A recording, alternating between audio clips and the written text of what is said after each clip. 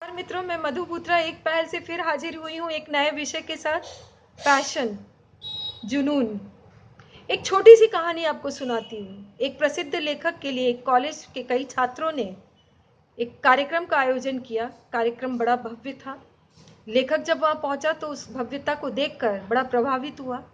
स्वागत भाषण में उसने कहा कि इस कॉलेज के जो छात्र हैं वो बहुत ही उत्साही हैं, उनमें बड़ा जुनून है। मैं कामना करता हूं कि वो किसी भी क्षेत्र में जाए तो उन्हें सफलता हासिल हो। लेखक जब भाषण देकर नीचे उतरा तो बहुत सारे छात्रों में से एक छात्र ने कहा कि आपने हमारे लिए कामना की है, इसके लिए बहुत बहुत धन्यवाद। लेकिन एक चीज है, हम सब कुछ बन सकते हैं लेकिन लेखक नहीं बन सकते।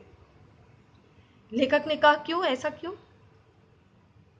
उसने कहा कि लेखनी जो है वो भीतर से ईश्वर के द्वारा दी हुई प्रदत्त गुण है और ये भीतर से आती है। तो लेखक ने मुस्कुराकर जवाब दिया कि किसी भी चीज को अगर हासिल करना है तो उसके लिए मन में एक उमंग होना चाहिए, उत्साह होना चाहिए, कठिन परिश्रम करने की साहस होना चाहिए और जुनून होना चाहिए। तुम मुझे सुनना छोड़ो, जाओ अपने कमरे में, कलम उठाओ और तब तक लिखते रहो जब तक तुम अपनी लेखनी पर मुग्ध न हो जाओ। बहुत बड़ी बात कह दी लेखक ने कि आपको अगर कुछ भी बनना है तो आपको एकाग्रता होनी चाहिए, आपका उस विषय पर ध्यान केंद्रित होना चाहिए और कठिन परिश्रम होना चाहिए। आप चाहती हो कि मैं बिना परिश्रम किए वहां पहुंच जाऊं, तो क्या यह संभव है? अगर वहां पहुंच भी गए तो क्या वहां पर सस्टेन कर पाना क्या संभव है? जी नहीं। इसके लिए जुनून के साथ साथ मेहनत भी चाहिए। आप चाहे सिंगर बनना चाहते हैं, डॉक्टर बनना चाहते हैं, डांसर बनना चाहते हैं। सुधा चंद्रन, जिनके पांव किसी हादसे में शिकार हो गए, कट गए, उन्होंने कृत्रिम पांव से फिर अपने जो नृत्य की जो उनका जुनून था उसे उन्होंने मंच पर लोगों के बीच समक्ष प्रस्तुत किया और हमारे लिए एक उदाहरण बन गई वो। ऐसे ही एक छोटी सी रचना लिखी है, पढ़कर सुनाती हूँ आपको। जुनून कुछ कर दिखाने का, अपने साहस से कुछ पाने का, दीवानगी इस कदर छाई है, अपार ऊर्जा भर आई है, सपनों को नए पंख लगे हैं, उड़ान भरने को मचल उठे हैं।